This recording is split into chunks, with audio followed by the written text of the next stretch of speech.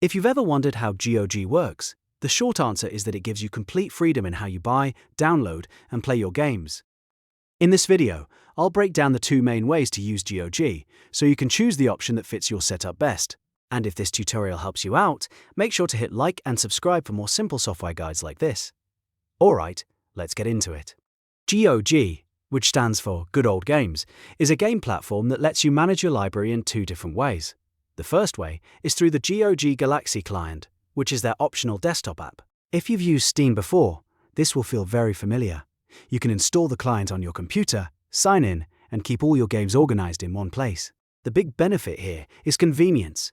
GOG Galaxy can handle automatic updates, cloud saves, achievements, multiplayer matchmaking, and even a friends list. So if you want an app that brings everything together and makes game management easier, this is the smoothest option.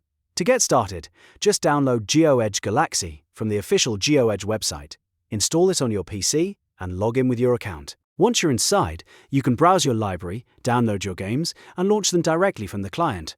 Now, the second way to use GOG is completely different, and this is what makes GOG stand out from many other platforms. You do not need the desktop app at all.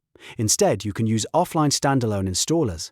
That means you can log into the GOG website using any browser, go to your library, and download the game setup files manually. These files usually come as an exe and .bin package, and together they contain everything needed to install the game directly onto your PC. This is great if you want full control, if you prefer not to install extra software, or if you want to keep a permanent backup of your game files. After downloading the files, just open the installer and follow the setup steps on your computer. The game installs locally, and once it's done, you can play without relying on the client. This offline method is one of the biggest reasons people like GOG. It gives you true ownership-style convenience because you can download, store, and reinstall your games whenever you want. So to quickly sum it up, GOG works in two simple ways. You can use GOG Galaxy if you want a Steam-like experience with automatic features and library management, or you can use the standalone offline installers if you want to download and install everything manually without the app. Both options are valid, and the best part is that GOG lets you choose. If you found this video helpful, please give it a like, subscribe to the channel, and turn on notifications so you don't miss the next tutorial. Thanks for watching, and I'll see you in the next one.